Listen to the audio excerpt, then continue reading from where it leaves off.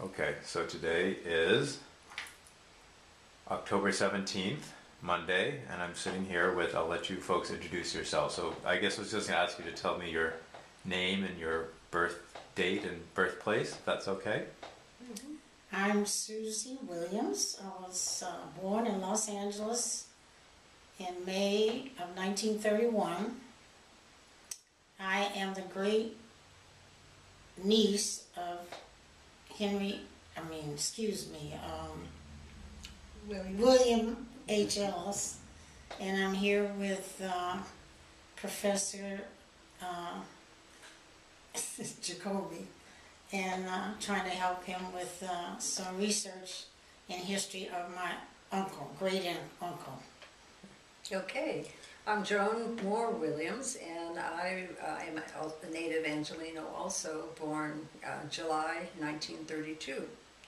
And as Susie stated, we're here to facilitate your notes Right. and to enjoy what the rest of the day will bring. And so how did you both hear about William Ellis for the first time when you were kids? Well, I remember hearing about him through my grandmother, Fanny Ellis, who was his sister, his younger sister. And she talked about her brother, but they called him Willie. They called him Willie. They didn't call him William. And she talked about all of his adventures from a young man until his death. I also learned about it through my mother after he died, about how he died in Mexico and how they did not hear from him after his death, from his family, basically.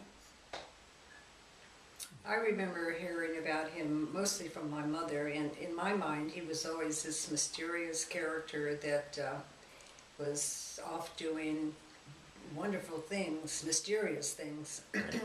And but then in those years, many times children were to be seen and not heard.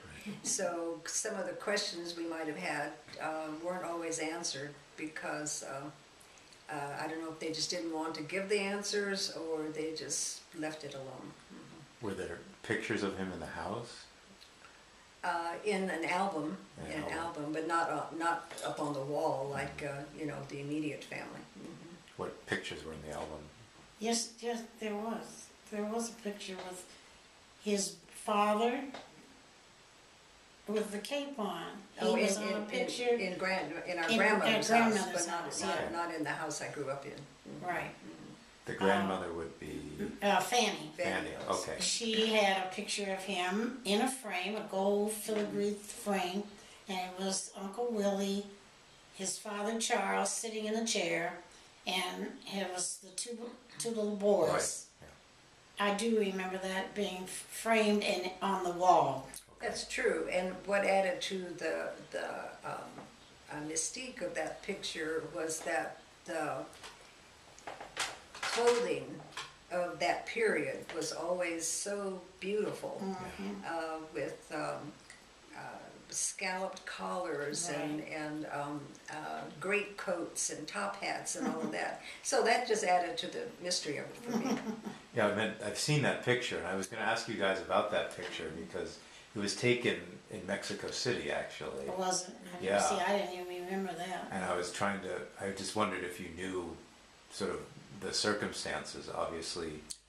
No, what I think that Uncle Willie was a man who wanted his father's approval of everything he did.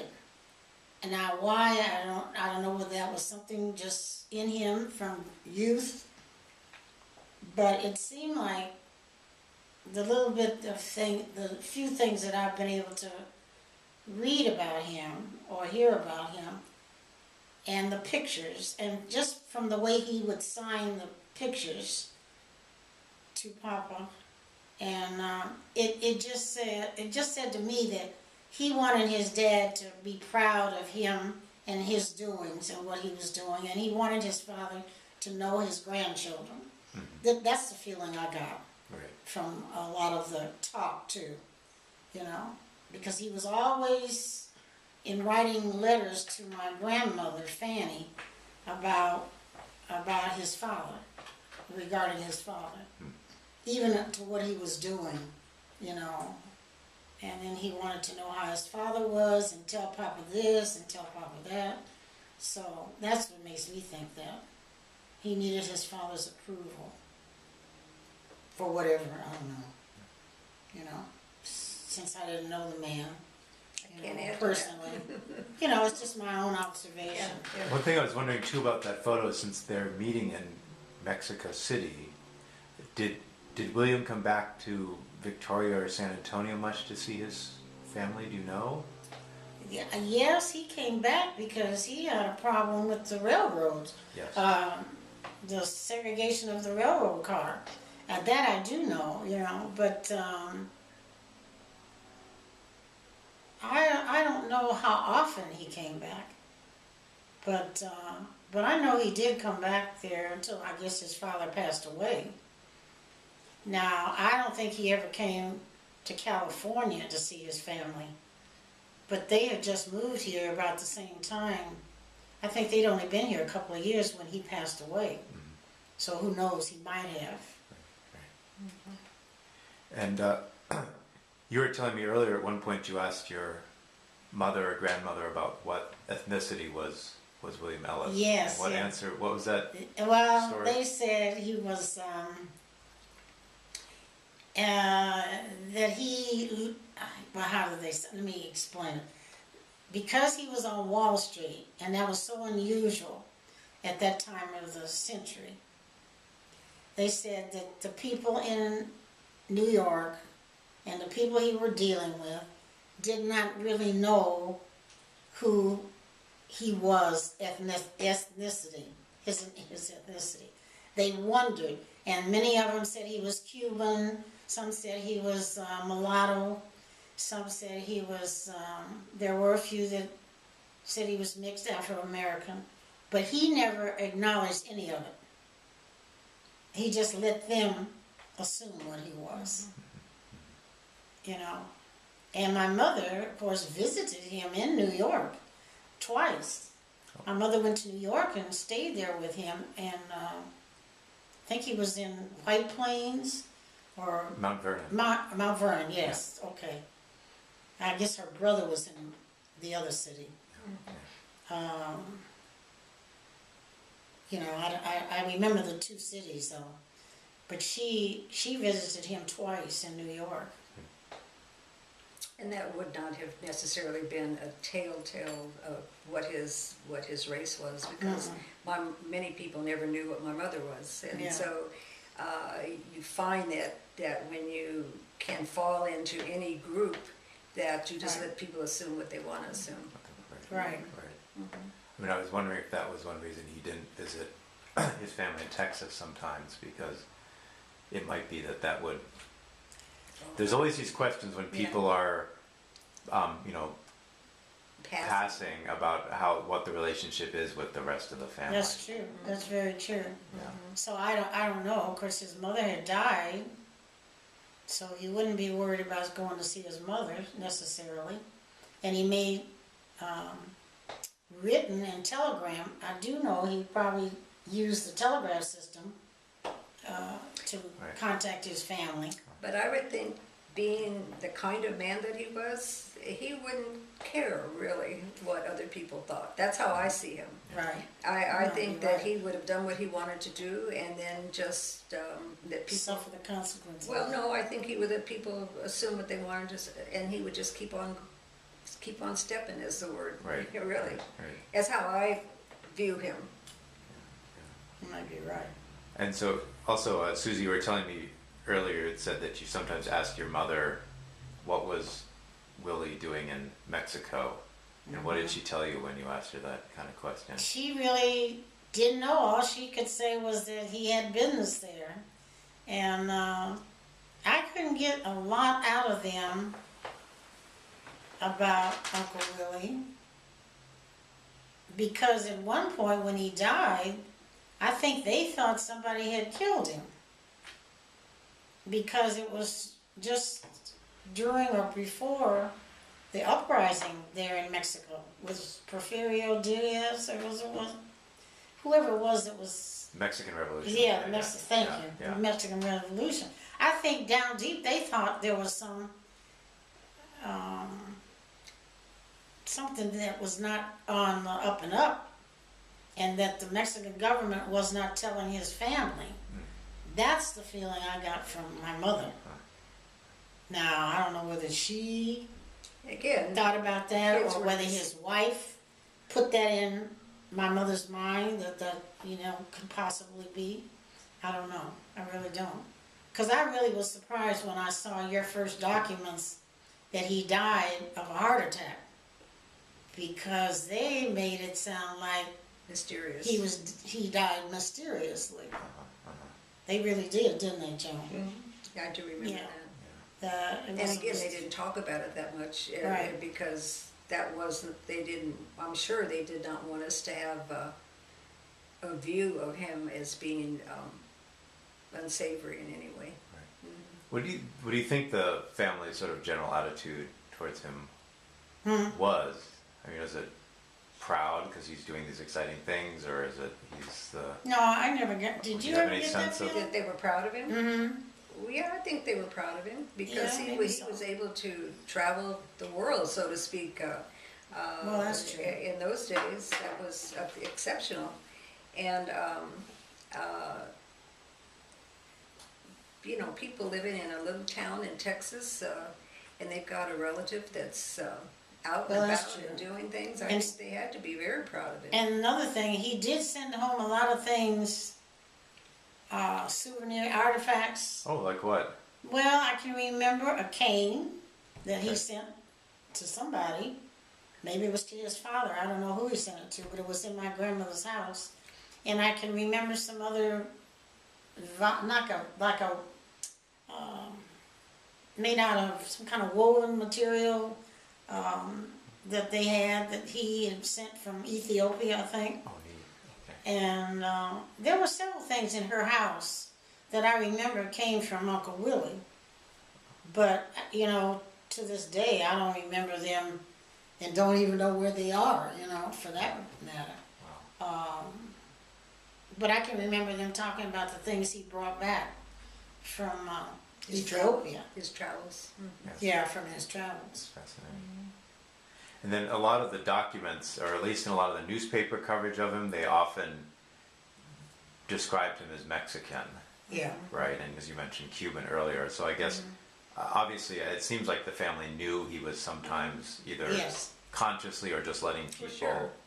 do Right. this, right? And now when I think about it, it's like Joan said, if he spoke Spanish, which I'm sure he did, pretty fluently, then there would be, you wouldn't think anything about the fact that he could be Mexican or part Mexican or Cuban or part Cuban, Well, the thing is, the majority group generally thinks of of Negroes in those years, or black people, as having a certain look and type. And if you don't fit that box.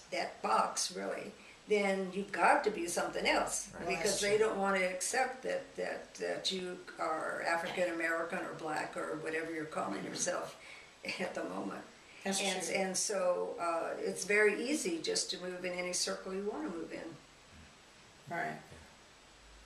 It's amazing to me to see the people that have so much influence in this American history that he was involved with, that he had a personality or charisma or something that people must have taken to him. Yeah, they That's gravitated. kind of the feeling I got. Yeah. Because I didn't have it when I was young, because it didn't occur to me. But after reading so much of the articles about him and the things he did, I just, I think, well, he must have been a real fascinating man, even though he didn't necessarily have the success he wanted with his colonization and all that sort of thing. But he must have had something that people were drawn to. or he was able to make them believe in. You know, that's kind of the way I look at it. I don't know, I could be wrong, but I don't know the man, you know, personally. Right.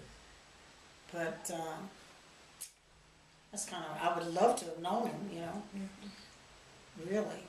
Well, I think in other members of the family speaking of him, it was kind of like in awe. Yeah. And so it made him special. That That's true. that who is this person? And in fact, I had the same feeling about my mother's brother, who also took off and lived of what I In a- think is a full life, but not in Texas, in other parts of the world.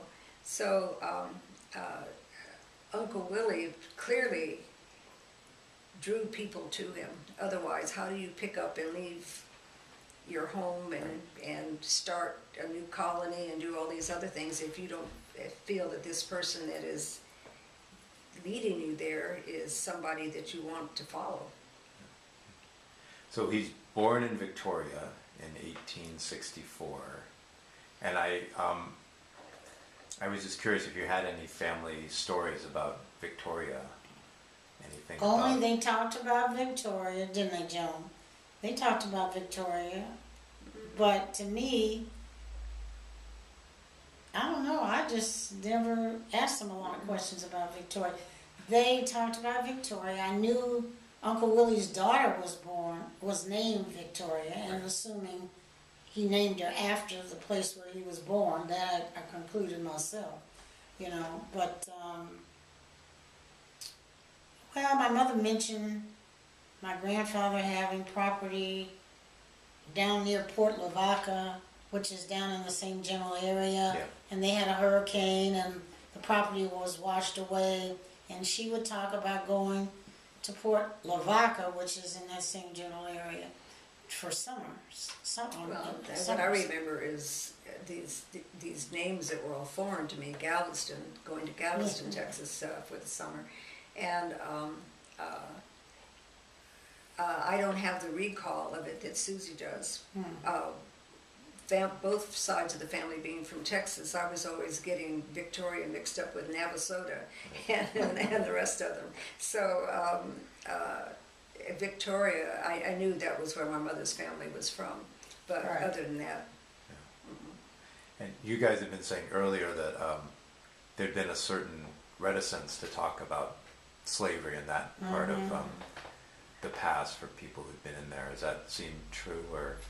I think, you know, Carl, I think that most African Americans are from that ethnicity, even if you aren't totally African American. They tended not to want to talk about the slavery issues and relate what went on.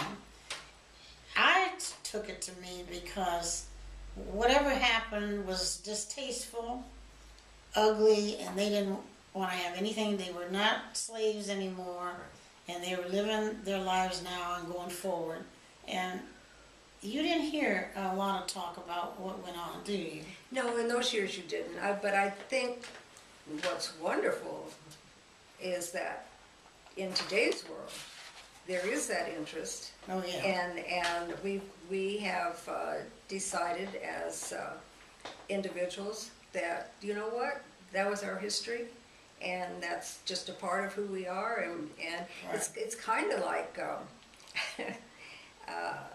that I'm black and I'm proud. Right. And it's also when black people quit straightening their hair and wore their hair in a natural state for a period of time, and now of course it's quite fancy with all the African braids and everything, but it was like, you know what, this is who we are, and I'm proud, and we all,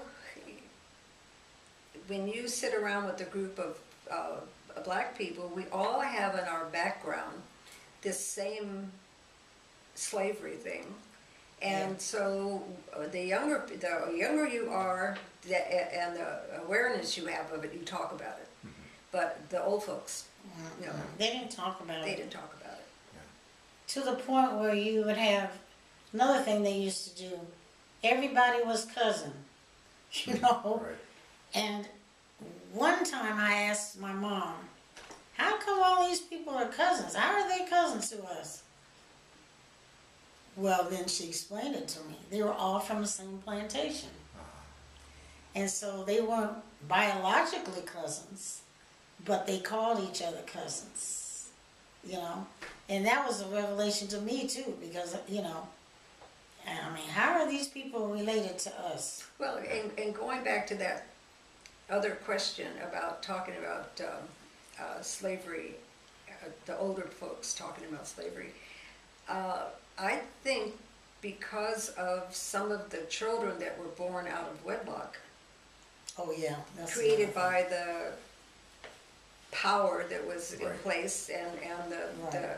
slaves, that was something that it happened. They Right. could not have been proud of it, No. but they embraced the children and loved the children, and so you go on from there, but you don't talk about it. And then, see, the United States had the rule, the one-drop rule. Right. If you were 1/32nd black, you're black. Yeah. So those people that were fair enough to look like they were might be Caucasian Other. or French or whatever, Italian, then if they could do better in their lives, they went ahead and did it, but you didn't despair them of doing it. So you just didn't talk about it, you know? I know that's for a fact, that's Sure. the way they thought about it. Sure. Not just in my family, but families that they were in our lives, you know, other In families, and out of our files. you know. That you knew about. Yeah, I knew about them, and the thing is, when these families would come around to visit us from Victoria or from San Antonio, From Utah. yeah, I told you about that. Then they were cousin and uncle, and that's what you referred to them. You gave them that handle. You know, you didn't call them Mr. and Mrs. You called them cousins, cousin Ann or cousin Mary or whatever. Cousin Janie. Yeah. And then, but obviously your family did, you knew enough that you knew that the family had probably been on the Wisiger or Weisiger plantation in Victoria. Yes, yeah, but the thing is here again, the name that I remember thinking my grandmother said was Whittier.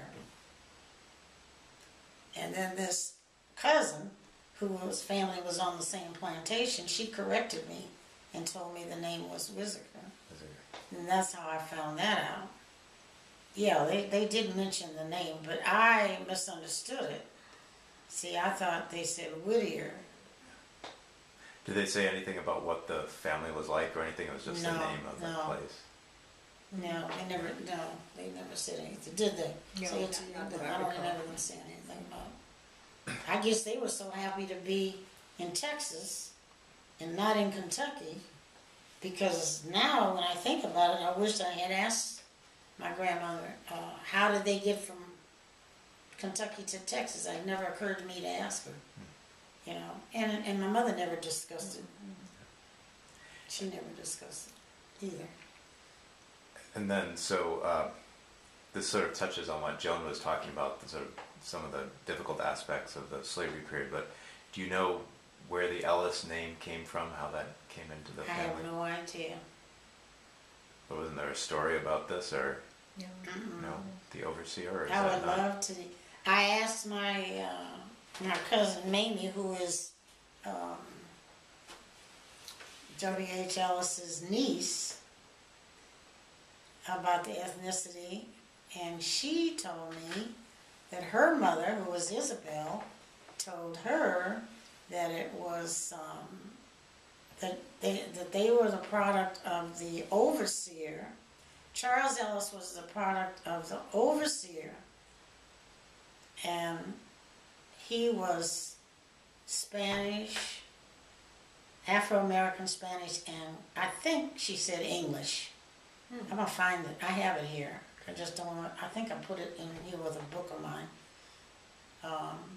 But because I wrote it down, you know. But she told me that, and